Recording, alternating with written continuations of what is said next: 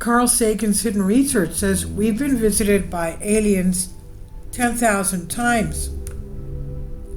Although the most dogmatic UFO skeptics hold it in high esteem, an article written by astronomer Carl Sagan in 1962 points out that in the past the Earth was visited by extraterrestrials every 10,000 years, the legends of the Sumerian gods being an example of this.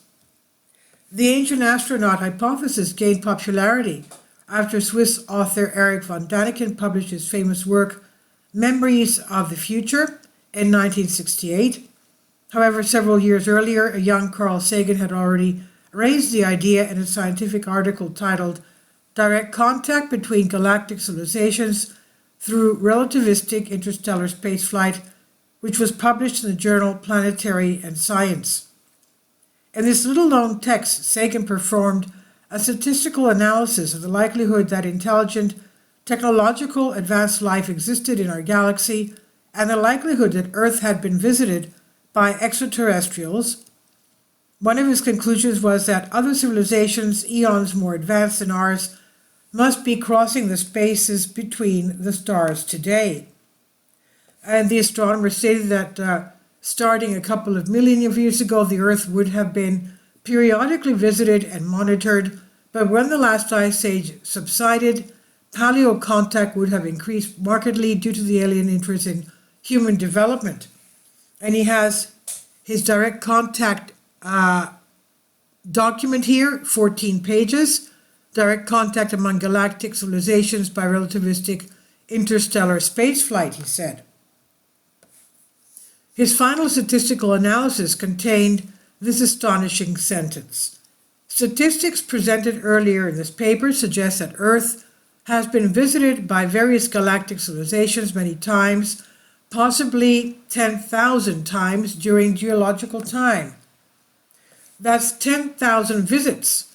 It suggested that the visitors could have been seen as gods, and that ancient stories, such as the Babylonian story about the origin of the Sumerian civilization through the Apkallu, representatives of an advanced, non-human, and possibly extraterrestrial society, were a sample of this.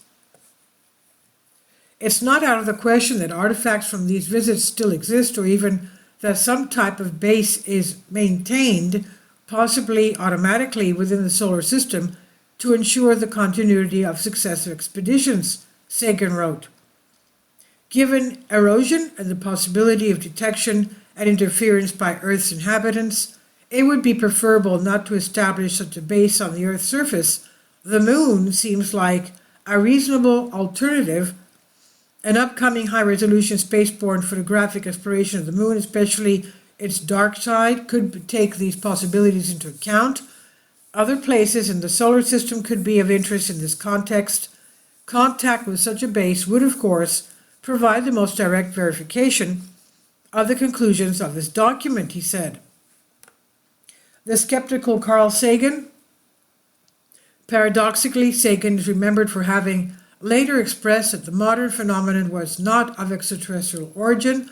A turning point to generate this apparent contradiction may have been in 1966, when he participated as a member of the ad hoc committee for the review of Project Blue Book, promoted by the U.S. Air Force to investigate waves of UFO sightings. A couple of years later, in 1968, Harvard would deny him tenure under the pretext that he had scientific interests that covered too broad areas like UFOs, perhaps. From that moment on, the astronomer would dedicate his efforts to search for extraterrestrial intelligence far from our planet, becoming a fervent defender of the SETI program. In addition, he would collaborate with Dr. Frank Drake in the preparation of the Arecibo message, a radio transmission directed into space that was emitted from the already destroyed radio telescope in Puerto Rico in November 16, 1974, to report on the existence from Earth to possible extraterrestrial civilizations. This is on Infinity Explorers by Anne Srivastava. Please leave your comments. Thank you for your support. My Patreon account. The daily posts are 5 videos daily, and they are totally different from what I have on my YouTube channel. Thank you so much for your support and that you find all my content so interesting. You'll find the Patreon account details in the description box below.